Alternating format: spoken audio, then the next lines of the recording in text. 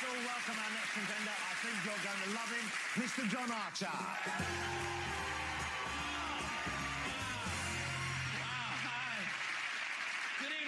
Good to see you all. It's good to be here. My name is, as you know, is John Archer. I'm a comedy magician. I tell you that all nice and early because you're all looking at me at the moment thinking he looks more like a builder. I must admit, I am laying a few bricks at the moment. People often ask me, can magicians use their skills to their own advantage? And of course, the answer is yes. I'm going to try and demonstrate that with a simple little trick. It's a simple little trick, ladies and gentlemen, using 5 envelopes. Now, I'm going to tell you a little bit about the envelopes before we start. 4 of the envelopes are worthless. They contain nothing apart from a John Archer commemorative $0 bill printed on my own computer when it was low on ink. They are not very nice. However, one of the envelopes contains £100. Exactly. Now, a lot of people are doing more impressive tricks than this. This is a 1 in 5. People are doing amazing tricks here tonight. This is just a 1 in 5. But I'm the only act who is wagering his life savings. We're going to start with this gentleman here. I'm going to tell you a little bit about the envelope, sir. What's your name? Tarek. Tarek.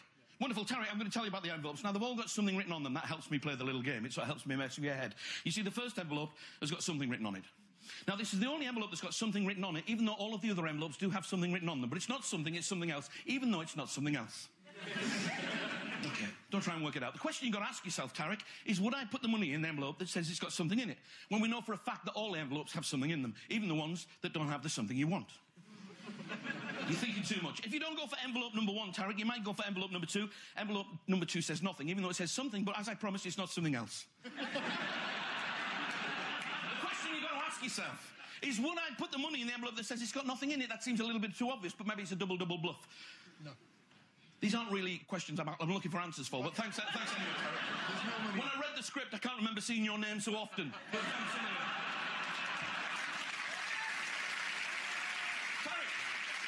If you don't go for envelope number 2, which has nothing on it, you might go for envelope number 3, which says yours. Now, everybody likes what is rightfully theirs, but this isn't theirs, it's yours. The question is, would I put the money in the envelope that says it's yours? But, of course, you read it, you think it's mine, but it's not mine, it's yours, it says on the front. Now, if you don't go for envelope number 3 that says yours, you might go for envelope number 4, which says mine, and you will notice that mine is much bigger than yours. Get over it, it's genetics. The question is, would I put the money in the envelope that says it's mine, when obviously that would be the obvious place to put it, because you might read it and think it's yours, but it's not yours, because the other one was yours, so this must be mine. Maybe that's where the money is. Tarek, if you don't go for envelope number 4, you might go for the last envelope, envelope number 5. Envelope number 5 says sex. The question is, would I put the money in the envelope that says sex? Who knows? Maybe I'm gambling that you're not the type of man who would ask for sex in an open public forum. Tarek, do me a favour, stand up. Wonderful. Tarek, here's what's going to happen. I'm going to count to 3. I'm going to ask you just to name one of the envelopes. Whichever envelope you name, that is the envelope you get. 1, 2, 3. Sex. You want sex? Such a shame. So many girls yet to choose an envelope. Tarek, take sex. Wonderful. Tarek, open up the envelope. Inside you will find a John Archer commemorative $0 bill. Is that correct? Hold it up. Let me have a look.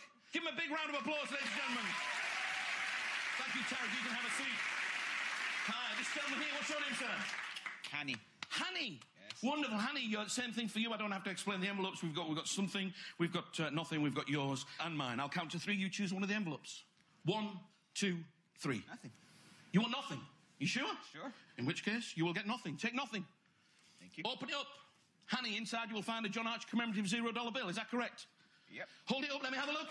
Yes! You can have a seat. Thank you very much. This lady here. Hi, what's your name? Zara. Zara, wonderful Zara. Unfortunately, sex is gone. Not necessarily for you, but for me. But there are 3 envelopes left. We've got something, yours or mine. I'll count to 3. You're too keen. Shame sex is gone. 1, 2, 3. Yours. You want yours? Okay, take yours. Wonderful. Open it up. Have a look inside. Inside you will find a John Archer commemorative $0 bill. Is that correct? Yep. There it is. Give her a big round of applause, ladies and gentlemen. Thank you. You can have a seat. Leaves me with 2 envelopes. Let me see. This gentleman here, you look keen. Stand up, sir. You've got a choice now between something and mine. Again, I'm going to count to 3. I'm going to ask you a name. But would you be surprised if I already knew the choice you were going to make? Have you made your mind up? Yes. Would I be correct to say that you are going to choose something? Yes. You see how easy this is? Even though I give you the choice, I can still tell you which one you're going to choose. But I'm going to give you the chance to do something that nobody else could do. I'm going to give you the chance, if you wanted, to change your mind. Do you want to do that? No. You don't? It's a shame. It would have helped. Take the envelope. Open it up. Inside you'll find a John Arch commemorative $0 bill. Is that correct? Nothing else in the envelope. Hold it on, show everybody. Give a big round of applause. Here it is. Which leaves me, ladies and gentlemen, with mine. You see, you could all have had what's mine, but oh no, you wanted something. Or sex. But if you just been brave enough to ask for what was mine, you would have got it, ladies and gentlemen. The one envelope containing £100. Thank you very much. Right, work that out. They don't believe me, but inside the envelope, ladies and gentlemen, there is indeed 20, 40, 60, 80, £100.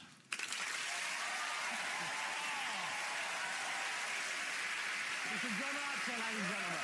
Fabulous. Thank you very much. Fabulous. Fabulous. I saw the guys there. Teller looked genuinely mystified. Is this an illusion they might be aware of, or is it a totally new thing, or partially new thing? No, I came up with it. So whether they've seen somebody else do my trick or my method is possible, but or whether they've worked it out because you know the clever men. Have you ever performed in Vegas?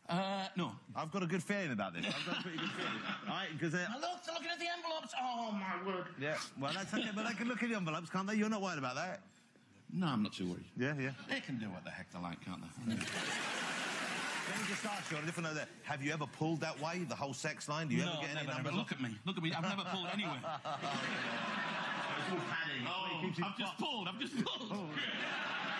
You see, but this is a good sign. This is a good sign because they're still talking about it and they're still looking at the envelope. We should have a clock. We should have a little clock. We should time them out. Okay, guys, I'm going to cut this short because I think we've given them long enough, don't you? Mr. Penn, Mr. Teller, have you got it? You look a little bit confounded.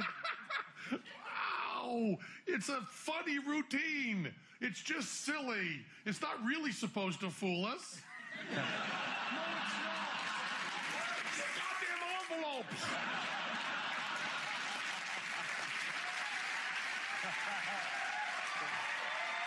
I think we might be onto something here. He will not go down without a fight. We think that he must have been holding the 100, is it pounds you call it here? Yes, the 100 we call it pounds all the time among the envelopes. It was a little bit fishy the way he held the envelopes, but not much.